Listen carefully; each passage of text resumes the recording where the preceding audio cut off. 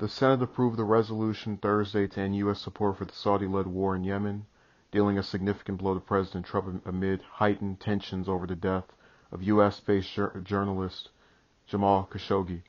Senators voted 56 to 41 on the resolution, which would require the president to withdraw any troops in or affecting Yemen within 30 days unless they are fighting al-Qaeda. The resolution would still need to be passed by the House before it could be sent to Trump, who has threatened to veto it. The House on Wednesday narrowly approved a rule governing debate on the Farm Bill that included a provision that would prevent lawmakers from forcing a war powers vote this year. I have to say, this vote is probably the best thing the 115th Congress, or in particular this session of Congress, which started at the beginning of last year, has done its entire time of existence. Because if you look at the tax bill, 83% of the wealth that goes to the top 1%. Other than that, what else did they accomplish? So it's nice to see this law, and I really think that if the House did not the day before screw it over, I'd be in a much better mood. But unfortunately, we have these what tends to be our victories in the current era are bittersweet, halfway solutions that don't really go anywhere. And this is not an indictment on the senators in the Senate who voted for this. I'm very pleased by them, and it's really reinvigorated my support for Democrats, because more often than not we've had members that stray away from doing the right thing. And unfortunately, that's what happened in the House. I have a list of their names. I'm going to put their phone numbers in the description of this video, and I'm going to encourage people to call them and tell them I will not support you if you choose to vote against this resolution when it comes up again at the start of next year in the House. One of them is Jim Costa. The other is Al Lawson, David Scott, Colin Peterson, Dutch Ruppersberger. And those last two are very significant in terms of other things I have learned about them. You see, the fourth one I mentioned, Colin Peterson, had actually been confronted by a journalist. And the exchange, according to the journalist, goes this way. The journalist says, "Can you explain your vote on the Yemen resolution?" Peterson says, "Yeah, it didn't belong in there." The man says, "Why not? Couldn't you just have come back and done another vote?" Peterson says, "No, we've worked for 2 years on this farm bill, and I'll be damned if I let anyone screw it up." The journalist asks, "Do you have any thoughts about the war in Yemen?" Peterson says, "I don't know a damn thing about it, and it shouldn't be in there, and it didn't do anything anyway." The journalist asks, "What do you mean by that?" Peterson says, "All it did was say they couldn't have a vote or something, didn't authorize anything, it didn't, our party gets off on tangents, it's ridiculous." Now, if anyone thinks that a piece of legislation is ineffective, or rather will not make any impact, theoretically, wouldn't that propel you to not vote against it? I could see abstaining from voting. No, this is pointless. I'm not going to bother with it. But thinking that it will not have any impact whatsoever. But the significant comment by Peterson in that exchange is when he's asked by the journalist, "Do you have any thoughts about the war in Yemen?" His response is, "I don't know a damn thing about it." Remember, this is a sitting congressman who was voted for by hundreds, if not thousands, of people. And he's admitting, "I don't know anything about this war." And that's why our democracy is broken. So, going over to Ruppersberger, however you pronounce this monster's name, I actually have information on his PAC donations.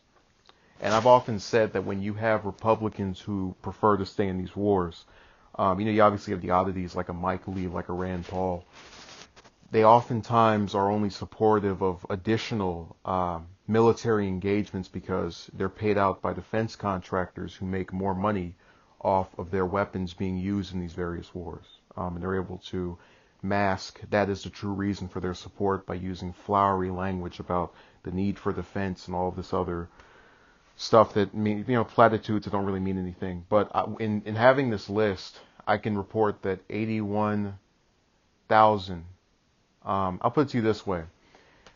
He has received over $100,000 from Defense Aerospace, Defense Electronics, health professionals, and more other defense-oriented agencies. So, when you get bribed by the interest groups who have something to gain from those weapons being used, you tend to look the other way at the human cost. And a lot of people, they hear about this thing. I repeat it very often now, but they don't seem to ever quite get why this is such a big deal. 3 years ago, when Obama was the president, the Saudi government became upset that its ally in Yemen was overthrown in its leadership by the Houthi rebels. And in response to that, it enlisted the support of its allies, including the U.S., in attacking civilians, bombing mosques, hospitals, schools, and blocking off the ports of entry, which meant no new food or medicine could be implemented. And then the food that was already there was had its price increased to where a lot of people who were around it couldn't afford it. And as a result, we've had over 85,000 children die, and they're under the age of 5, by the way, and 10,000 cases of cholera reported each week. The UN has called it this famine. It's been described as the worst humanitarian crisis in modern history. This is by no means anything that anyone should support. But it makes sense that American politicians, in this case, more on the Republican side of the aisle, are backing it because they have something to gain. You see, when you are a person who entered office because someone gave you some coins to run, to do favors for them, when that person later comes up and says, hey, I'm a defense contractor, I'll give you over 100,000 so you can support the Saudis as they bomb and kill all of those people in Yemen. And, all that bloodshed and all those murdered babies, as we call ourselves pro-life or Republicans, just look the other way. It's not happening here. And unfortunately, a lot of their voters have actually turned out to be that way. I used to speak about this on Twitter to a much larger extent than I do now. And I backed away from it because I saw a almost refusal to think critically. It was people who, in some cases, would mention that Obama started it as though that would erase Trump's complicit, behavior in relation to this policy, or any of the Republicans or Democrats that followed.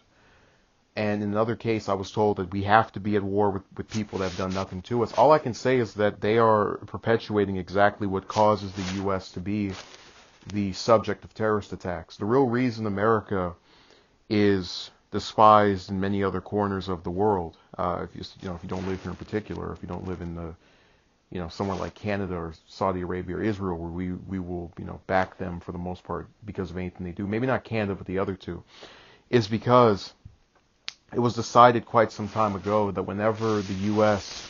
feels the need to get involved in another country, it's not going to be because of ideology. It's going to be that because the military-industrial complex is seeking to make additional profits, and the cost of human life is not as valuable to them as the profits they can make from their weapons being used. The same thing with the politicians that they bribe. So, that's been explained by me now twice in this video, but when you have people who vote, and what oftentimes they do is sometimes when you get them to denounce it, you'll have to follow it up. Are you going to still support this person? And that's ultimately what needs to be understood here. In a democracy, we live in an oligarchy, but in the one that we live in, people still count as one vote, one voice. So if we could get millions of people to flood the phones of those 5 Democrats that voted against this, they would switch their vote. Or at least we could get those same people to be so pissed that they donate to a primary challenger, and that person pays the price politically. I'm very happy with the Senate's decision.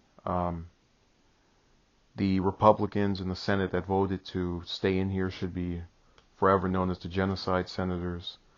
And the 5 Democrats and all the Republicans, except for I think 12 that voted for ignoring this issue for the remainder of the year in the House, are scumbags that should never have been elected to office in the first place.